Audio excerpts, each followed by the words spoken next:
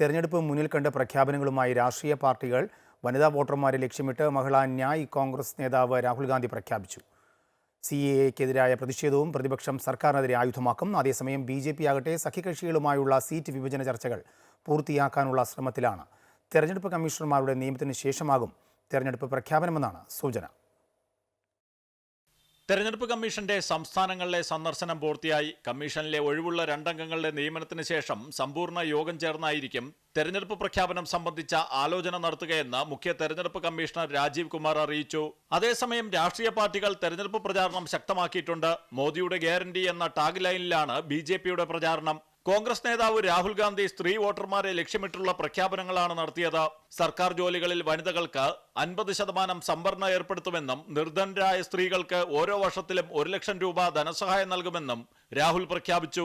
ഭാരത് ജോഡോ ന്യായ് യാത്രയുടെ ഭാഗമായി മഹാരാഷ്ട്രയിലെ ധുലയിൽ നടന്ന മഹിളാ മേളയിലാണ് രാഹുൽ ഈ പ്രഖ്യാപനം നടത്തിയത്.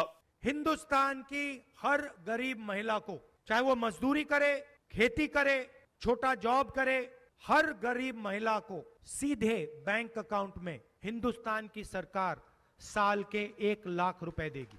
അതേസമയം CAA ഉൾപ്പെടെ ചർച്ചയാകുമ്പോഴും BJP മോദി സർക്കാരിന്റെ വികസന ജനക്ഷേമ പദ്ധതികൾ ഉയർത്തിക്കാട്ടിയാണ് പ്രചാരണ രംഗത്ത് സജീവമാകുന്നത്.